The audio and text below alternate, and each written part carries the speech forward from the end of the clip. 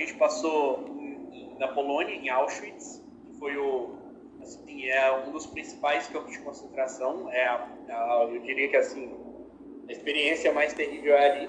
A gente passou por Gueto de Terezinha na República Tcheca, que é onde os judeus foram primeiros mandados para Terezinha, que era como se fosse uma cidade. Ele não era bem, assim, não era um campo de concentração no sentido de que era como se fosse uma prisão.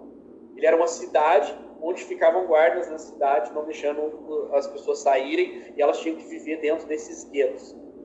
E aí Terezinha é um desses guetos que fica na República Tcheca. E depois fomos na Alemanha. Na Alemanha é Dachau. Dachau é quando no final da guerra, quando os alemães começaram a perder para os russos começaram a avançar, e aí começaram a avançar no terrenos conquistados da Alemanha. Então, o que aconteceu? As pessoas que estavam, por exemplo, em Auschwitz, os prisioneiros, eles foram sendo trazidos para dentro da Alemanha, que é o caso de Dachau. Então, com o Frank foi exatamente isso. Ele estava em Auschwitz, com o avanço dos exércitos, eles tiveram que sair, e aí ele foi mandado para Dachau, que é dentro da Alemanha. Foi onde ele foi liberto.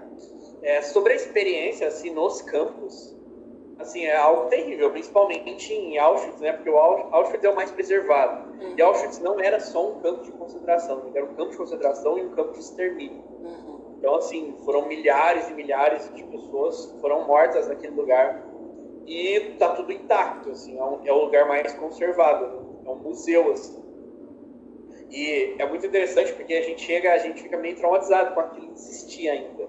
E aí tem uma imagem uma frase que ilustra bem aquilo, bem na entrada, que é assim, está aqui para que nunca mais aconteça.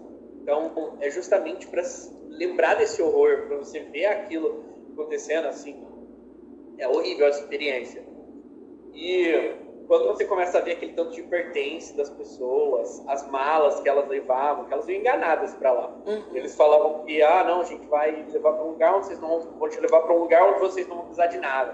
Vai ser tudo tranquilo, a vida de vocês e tal. E levavam eles para o campo de concentração, né?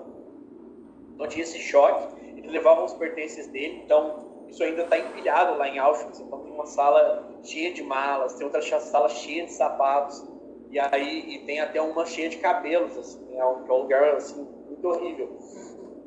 E quando você chega e vê aquelas roupas de criança, coisas assim, absurdas, realmente dá uma desesperança, assim, uma desilusão do que o ser humano é capaz. E é justamente esse que é o brilho da vida de Viktor Frankl, é achar sentido mesmo nesse lugar, mesmo estando ali naquela situação, conseguir enxergar que existe um sentido, que existe algo a buscar, que existe uma maneira de ser melhor, existe um sentido nessa vida.